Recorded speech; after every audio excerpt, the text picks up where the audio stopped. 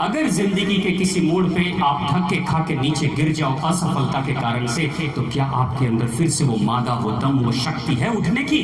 Zero से शून्य से उठने की अगर शक्ति आपके अंदर है तो आप ही हीरो हो, आप ही नायक हो। आने वाले समय में आप ही मार्ग बदलाने वाले।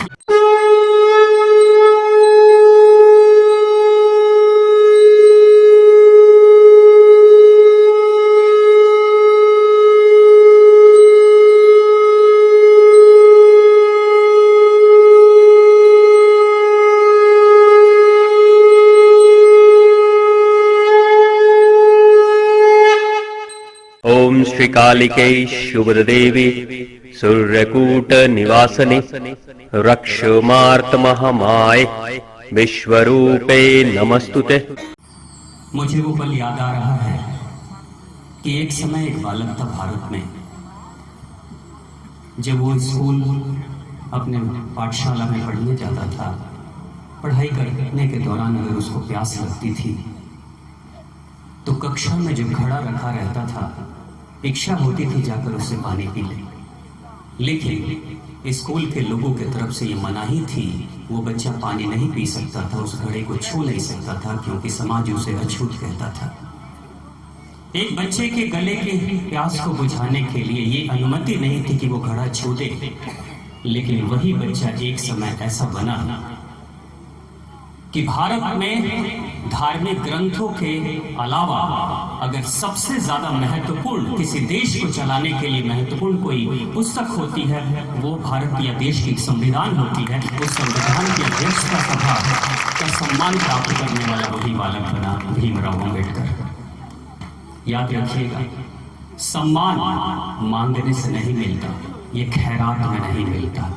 जब आप अपनी क्षमताओं को बढ़ाते हो तो ये दुनिया सम्मान आपके पैरों में बिछा देती है और आपको सम्मानित करती है। जो घड़ा नहीं छू सकता था वो भारत का संविधान अपने कलमों से लिखता है, और आज उस भारत के संविधान को सबसे ज्यादा विश्व में सम्मानित संविधान अगर किसी को माना गया है तो भारत का संविधान है। लेकिन अगर वो बालक, उस बालक के पास एक विकल्प था, बैठता, जाता अपने माताजी और पिताजी को कहता कि मुझे इस स्कूल में नहीं पढ़ाई करनी है क्योंकि मुझे बच्चे चिढ़ाते हैं, मुझे अछूत कहते हैं, लेकिन वो कहता है कोई फर्क नहीं पड़ता है।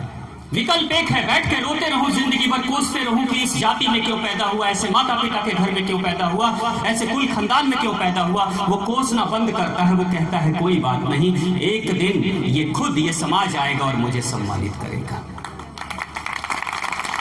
ये शिक्षा का परिणाम है, ये ज्ञान का परिणाम है। उसी ज्ञान की देवी की उपासना हम सभी कर रहे हैं। ये जो ज्ञान की देवी है, तीन देवियों में सबसे महत्वपूर्ण जो तीन देवियां हैं, माँ सरस्वती, माँ लक्ष्मी, माँ दुर्गा, उसमें सबसे पहली देवी के रूप में माँ सरस्वती की ही पूजा हो रही है। माँ सरस्वती कौन है? भगवान ब्रह्मा के साथ विराजमान रहने वाली माँ सरस्वती। लेकिन कहीं भी प्रतिमा में या किसी भी तस्वीर में भगवान ब्रह्मा के साथ मां सरस्वती को आप नहीं देखोगे।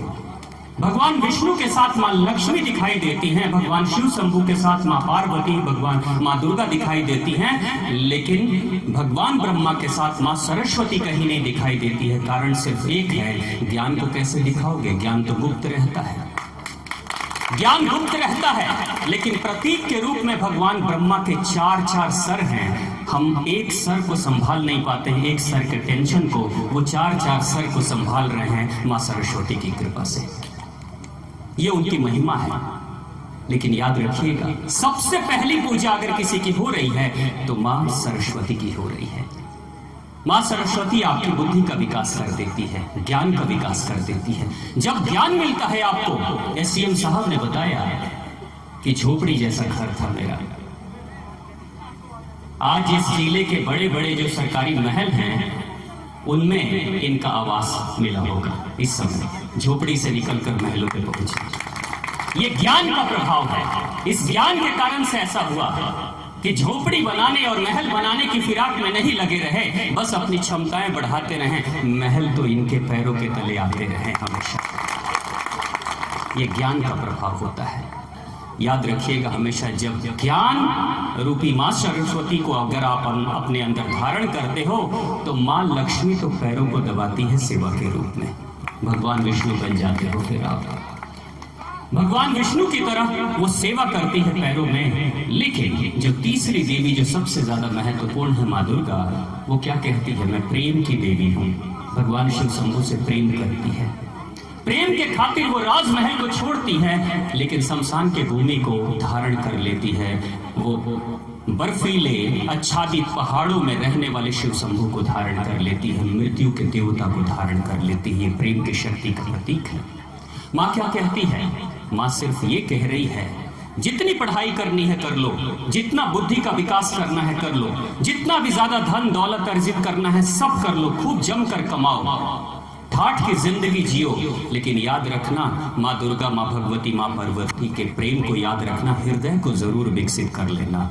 अगर हृदय को विकसित नहीं करोगे, प्रेम को नहीं जगाओगे, तो कहते हैं कि बिन प्रेम जरो विद्या, बिन बुद्धि जरो विद्या। हुआ है इस दुनिया में, इस धरती पर बुद्ध ने भी ज्ञान का प्रकाश फैलाया था। लेकिन यूरोपियन देशों में, पाश्चात्य देशों में भी एक वैज्ञानिक हुआ जिसका नाम आइंस्टीन था। आज की दुनिया क्या कहती है? पढ़ाई करो, साइंस पढ़ो, कॉमर्स पढ़ो, बड़े बड़े व्यापार खड़े करो, जितनी ज्यादा शिक्षाएं करनी है कर लो, जितना ज्यादा खोज करना है कर लो, वैज्ञानिक खोजे करते रहो। लेकिन बुद्ध जैसा इंसान क्या कहता है कि चाहे कितनी भी बुद्धि का विकास कर लोगे, कितने भी ज्ञानी हो जाओगे, अगर दिल में, हृदय में प्रेम नहीं होगा ना, तो सब बर्बाद हो जाएगा।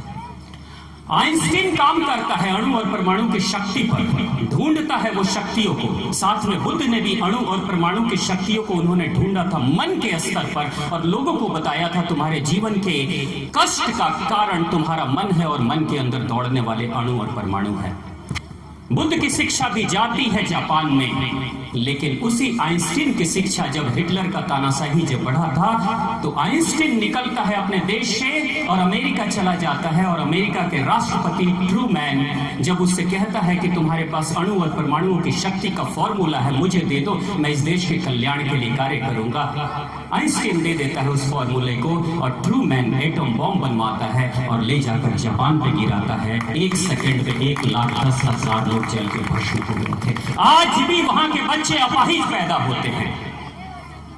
बुद्ध का भी ज्ञान गया जापान में, और आइंस्टीन का भी ज्ञान गया जापान में। आइंस्टीन का बुद्धि वाला ज्ञान विनाश कर डाला, लेकिन बुद्ध का ज्ञान जाकर आज कल्याण कर रहा है। वहां के बच्चे भी कहते हैं, वहां के बच्चे से भारत का एक संत गया था, तो जाकर वो उसने पूछा कि तुम्हारा देश इतना विकसित कैसे हो गया, तकनीकी में, साइंस में इतना विकसित कैसे हो गया, जहां लगभग 1 साल में 1000 से 2000 भूकंप आते हैं जापान में। 1000 से 2000 बार भूकंप आते हैं, लेकिन हर बार जापान खड़ा हो जाता है। तो जब संत ने पूछा था, तो छोटा सा बालक, 12 साल का बालक कहता है, आपके देश के कारण से मेरा देश इतना महान बन गया। संत पूछते हैं कि मेरे देश का क्या योगदान है? तो आपके देश के जो गुरु थे भगवान बुद्ध, उनकी शिक्षा हमारे देश में आई। उन्होंने सिर्फ यही कहा था कि अपने बच्चों का कल्याण अगर तुम चाहते हो करना ना, तो अपने पड़ोसियों के बच्चे का कल्याण करना शुरू कर दो, क्योंकि तुम्हारे बच्चे भी उसी के साथ जाकर खेलेंगे। अगर पड़ोसी के बच्चे अच्छे होंगे तो तुम्हारे बच्चे तो अच्छे हो ही जाएंगे। ऐसा बुद्ध ने कहा था। यही काम पूरा समाज हमारा जापान का करता है। नतीजा ये हुआ कि हम सब के सब विकसित होते हैं। अकेला एक परिवार विकसित नहीं होता, सारे परिवार विकसित हो जाते हैं। आज आप सभी ग्रामीण वासियों ने जो एक बहुत सुनहरा और बहुत सुंदर कार्य किया है कि इन बच्चों को सम्मानित किया है। आपको पता नहीं, ये गिने चुने 10-12 बच्चे हैं, लेकिन ये 10-12 बच्चे की क्षमता इतनी है कि ये हजारों अपने जैसे दूसरे बच्चों को प्रेरित कर सकते हैं इस समाज में बेहतर करने के लिए। समाज एक खास तरह की शक्ति से चलता है। इन्फेक्शन, जो संक्रमण होता है, वो सिर्फ बुराइयों का नहीं होता है, अच्छाइयों का भी संक्रमण होता है। अगर आपके समाज में एक बच्चा गलत अपराधी किस्म का हो जाएगा, तो उसके सोहबत में आकर दूसरे बच्चे भी अपराधी किस्म के हो जाते हैं। लेकिन अगर आपके समाज का एक बच्चा भी, एक बालिका, एक बहन भी अगर अच्छी हो जाती है और उसको इस मंच पर सम्मानित किया जाता है, तो दूसरी बालिकाएं, दूसरी बहनों के हृदय में प्रेरणा जगेगी, अगली बार मैं यहाँ सम्मान ग्रहण करने आऊंगी। ये इन्फेक्शन है, अच्छाइयों का भी इन्फेक्शन होता है और बुराइयों का भी इन्फेक्शन होता है। इस तरह के कार्य हमेशा होने चाहिए, हर गांव में होना चाहिए, हर क्षेत्र में होना चाहिए। मैं बार बार कहता हूं, बहुत सारे भारत के राजनेता हैं जो हमेशा शिकायत करते रहते हैं कि अपराध बढ़ रहा है, घोटाले बढ़ रहे हैं, लोग अत्याचार कर रहे हैं। मैं ये कहता हूं, कब तक अंधेरे के लिए लड़ते रहोगे, अंधेरे की चर्चा करते रहोगे? एक कमरा चाहे 1000 वर्षों से अंधेरा क्यों ना हो, लेकिन उसमें सिर्फ एक दीपक जलाने की जरूरत है। 1 सेकंड में कमरा प्रकाशित हो जाता है। प्रकाश का दीपक तो जलाओ। बुराइयों की चर्चा बहुत कर ली, अखबारों में, न्यूज में, टीवी में, हर जगह पे वही चल रहा है। कम से कम अच्छाइयों की चर्चा तो बढ़ाना शुरू कर दो। अच्छाइयों की चर्चा बढ़ेगी तो समाज अच्छा हो जाएगा। मेरे बच्चों, ये जो आज का समय है ना, याद रखना, ये सिर्फ मनोरंजन का समय नहीं है। आपको पता है, एसडीएम साहब जो आपके साथ बैठे हुए हैं, इनकी ड्यूटी एक तरह से होती है 24 घंटे की। 8 घंटे की ड्यूटी नहीं होती। पुलिस वाले और प्रशासनिक अधिकारियों की ड्यूटी 24 घंटे की होती है। छुट्टी के दिन में छुट्टी नहीं मिलती होगी। अगर ऑर्डर आ जाए तो रात के 2 बजे भी इनको जाना पड़ेगा इस जिले को चलाने के लिए। लेकिन अगर ऐसे गणमान्य अतिथि आपके बीच में आए हैं, आपके अपने जीवन के अनुभव को आपसे बता रहे हैं, तो निश्चित तौर से सिर्फ आपके अंदर के हृदय के उस चिराग को जलाने के लिए कि कहीं शायद इनकी कहानी की प्रेरणा से शायद कहीं आपके अंदर भी कोई चिराग, कोई मसाल जल जाएगा। मौका सभी को मिलता है, आपको भी मिला है, लेकिन ये मौका ऐसा है कि बहुत जल्दी, बहुत तेजी से हाथ से निकलने वाला है। प्रयास कर लो। प्रयास सबने संघर्ष किया है इस दुनिया में। श्री रामचंद्र जी को भी संघर्ष करना पड़ा है, श्री कृष्ण को भी संघर्ष करना पड़ा है। महत्वपूर्ण ये नहीं है कि आप कितनी गरीबी में रह रहे हो, महत्वपूर्ण ये नहीं है कि आप कितने संघर्ष में रह रहे हो। महत्वपूर्ण ये है कि जिस दिन तुम्हारी मौत आएगी, उस दिन मौत कहेगी तुमने किया क्या इस जीवन में आकर। तो उस दिन अगर श्री कृष्ण जैसा कोई महानुभाव खड़ा हो जाता है, देखो इस देश में, इस दुनिया में धर्म का प्रचार मैंने किया है, सत्य का प्रचार किया है। एक अकेला भगवान श्री कृष्ण का एक अकेला योगदान आज देखो ऐसा अनुकरणीय है कि 5000 वर्षों के बाद भी अमेरिका जैसा देश अपने सिलेबस में बच्चों को पढ़ा रहा है भगवत गीता। अरब के देश के क्वेश्चन पेपर मेरे पास आए हैं जिसमें कि क्वेश्चन पूछे जा रहे हैं भगवत गीता के। मुस्लिम राष्ट्र में भी भगवत गीता की पढ़ाई कराई जा रही है। 5000 वर्ष गुजर गए लेकिन उनका ज्ञान मिट नहीं रहा है। 2500 वर्ष हो गए बुद्ध को गए हुए, लेकिन उनका ज्ञान नहीं मिट रहा है। आधी दुनिया बुद्ध के अनुयायी के रूप में आज कार्य कर रही है। यही समय है, ये जो समय है ना, आप सो के, खा के, खेल के, कूद के गंवा सकते हो, लेकिन अगर आप चाहोगे अपने अंदर का चिराग जलाने की, तो आप अकेले मसाल बनकर कईयों का मार्गदर्शन भी कर सकते हो। प्रयास कभी छोटा मत समझना। अगर आपके अंक कम आए हैं तो भी छोटा मत समझना। अगर कभी फेल हो जाओ तो भी छोटा मत समझना। अपने आप को याद रखना, हमेशा सफल सिर्फ वो नहीं होते जो हमेशा आगे की तरफ रहते हैं। सफलता का मेन जो पैरामीटर होता है वो ये होता है कि अगर जिंदगी के किसी मोड़ पे आप धक्के खा के नीचे गिर जाओ असफलता के कारण से, तो क्या आपके अंदर फिर से वो मादा, वो दम, वो शक्ति है उठने की? जीरो से, शून्य से उठने की अगर शक्ति आपके अंदर है तो आप ही हीरो हो, आप ही नायक हो। आने वाले समय में आप ही मार्ग बदलाने वाले। लेकिन वो याद रखना कि वो छोटा सा प्रयास भी आपके लिए अनुकरणीय होगा। जंगल में आग लगी थी एक बार, जंगल में आग लगी थी, सारे जानवर भाग रहे थे, सारे जानवर जान बचाकर भाग रहे थे। लेकिन उसी जंगल में एक दूर के डाली पर एक उल्लू बैठा हुआ था। उल्लू बैठा था और उसी जंगल में छोटी सी चिड़िया थी जो बार बार ऊपर की तरफ उठती थी, देखती थी जंगल की आग को और फिर से जाती थी। जंगल के किनारे एक तालाब था, उस तालाब में जाती थी, अपने चोंच से पानी भरती थी, जंगल की आग के ऊपर आती थी और चोंच से पानी गिराती थी। उल्लू हंसता था ठहाके मार के, अरे चिड़िया, तेरे चोंच के पानी गिराने मात्र से क्या जंगल की आग बुझ जाएगी? लेकिन फिर से जाती है, उठाती है पानी और फिर से जंगल की आग में गिराती है। लेकिन बार बार उल्लू हंस रहा था। चिड़िया को जब सहन नहीं हुआ तो चिड़िया कहती है, सुन मेरे भाई, कल इतिहास लिखा जाएगा इस जंगल का, कल इतिहास लिखा जाएगा इस जंगल का। उस इतिहास में यह भी लिखा जाएगा कि जब जंगल की आग लगी थी सभी बड़े बड़े जानवर इस जंगल को छोड़कर भाग रहे थे। लेकिन साथ में यह भी लिखा जाएगा कि एक छोटी सी चिड़िया उस जंगल की आग में प्रयास कर रही थी जंगल की आग को बुझाने के लिए। लेकिन यह भी लिखा जाएगा कि ये उल्लू डाली पे बैठकर उस छोटी सी चिड़िया के प्रयास का उपहास उड़ा रहा था, मजाक बना रहा था। ये भी लिखा जाएगा। मुझे फर्क इस बात से नहीं पड़ता, चिड़िया कहती है, मुझे फर्क इस बात से नहीं पड़ता कि मेरा प्रयास कितना छोटा है, मुझे फर्क इस बात से पड़ता है कि मैं प्रयास तो कर रही हूँ। हारूं या जीतूं, सफल हूं या असफलता मिले, लेकिन प्रयास तो कर रहा हूं मेरी बहनें। आपसे भी मैं यही कहता हूं, अंक चाहे कम हुए चाहे ज्यादा हुए, चाहे सफलता मिली या जो भी मिली विफलता मिली, लेकिन याद रखना चिड़ियों की तरह आप भी छोटी छोटी और प्रयास जरूर करना है, इतिहास में जरूर आपका नाम आएगा। 23 साल की उम्र थी भगत सिंह की, सुखदेव राजगुरु 23 साल की उम्र। जो 23 साल की उम्र में उस बालक ने किया, वो 80 90 साल की उम्र में भी लोग नहीं कर पाते। झांसी की रानी 24 साल, 22 साल, 24 साल, झांसी की रानी को लोग नहीं भूल पाते हैं, लेकिन उसके बाद हजारों करोड़ों लड़कियां पैदा होती हैं, लेकिन कोई किसी को याद नहीं रखता है। 24 साल में जो उसने किया वो हमेशा यादगार रहेगा, वो भारत के इतिहास में जब तक भारत का इतिहास रहेगा। प्रयास है, ये मौका है, ये सौभाग्य है, इसका इस्तेमाल कर लो। लौकुश तो इतने छोटे थे, इतने छोटे बच्चे के रूप में लौकुश थे, शायद उनकी उम्र 10-12 साल की रही होगी उस समय। जरा सोचो, तीनों लोक को पराजित करने वाला, स्वर्ग के देवी देवताओं को भी पराजित करने वाले, रावण को पराजित करने वाले श्री राम को भी पराजित करने की स्थिति में पहुंचा देते हैं लौकुश।